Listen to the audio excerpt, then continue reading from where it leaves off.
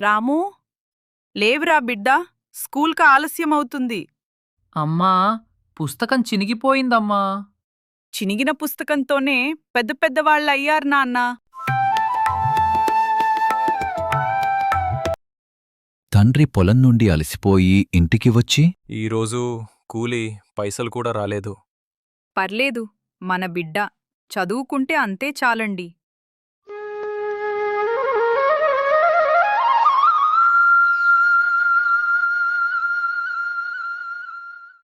అయ్యో, వంట కోసం బియ్యం కూడా లేవండి. పొద్దున వండిందే ఉంది. ఏం కాదులేవే, బాబుకు పెట్టు. రామూ, అన్నం తినేవుదా నాన్నా? అమ్మా, మరి మీరు తింద్రా? మేం తిన్నాం బిడ్డా.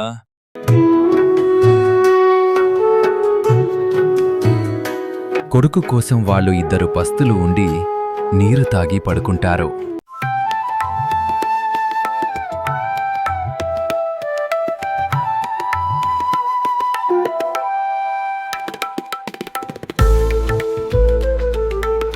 రాము స్కూల్ ఫీజు కట్టాలి. సార్, ఇంకొక వారం సమయం ఇవ్వండి సార్.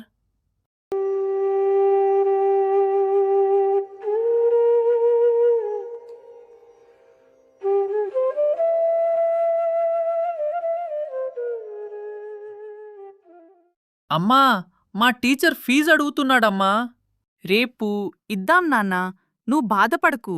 తల్లి తన కొడుకు కోసం తన మంగళసూత్రం తాకట్టు పెడుతుంది. అమ్మా, ఇది ఎందుకు? బంగారం మళ్ళీ వస్తుంది నాన్నా.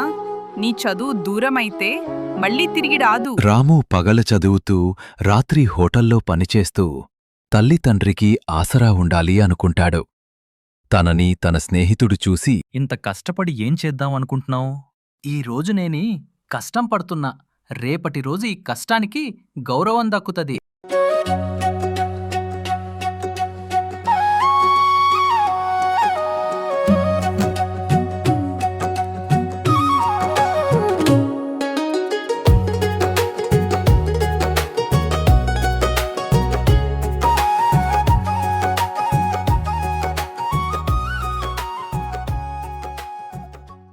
అమ్మా, నేను పొద్దున ఇంటర్వ్యూ కోసం పట్నం వెళ్ళాలి. సరే నాన్నా, ఉద్యోగం సాధించాలి నాన్నా. ఖచ్చితంగా అమ్మా.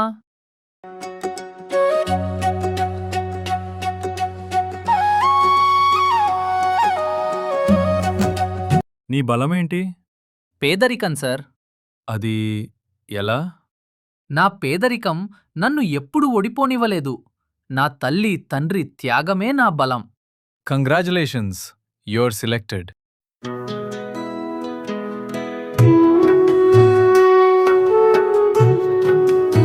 రాము ఉద్యోగం సాధించి ఇంటికి వస్తాడు. తల్లి ఇంటి ముందు కూర్చుని ఉంటుంది. అమ్మా, నాకు ఉద్యోగం వచ్చిందమ్మా. తల్లి తండ్రి చాలా ఆనందంగా ఉంటారు. రాము తన మొదటి నెల జీతంతో తన తల్లి తాకట్టు పెట్టిన మంగళసూత్రం తీసుకువస్తాడు. అమ్మా, ఇదిగో నీ బంగారం. నాకు బంగారం అవసరం లేదు నాన్నా. నువ్వు మనిషిగా ఎదిగావు. నాకు అదే నిజమైన బంగారం. ఈరోజు నేను ఉద్యోగి కాదమ్మా, మీ త్యాగానికి వచ్చిన ఫలితాన్ని. డబ్బు సంపాదించడం గొప్ప విషయం కాదు. తల్లి తండ్రి కన్నీటి విలువ తెలుసుకోని వాళ్ళ కల నెరవేర్చడం జీవితంలో అతిపెద్ద విజయం.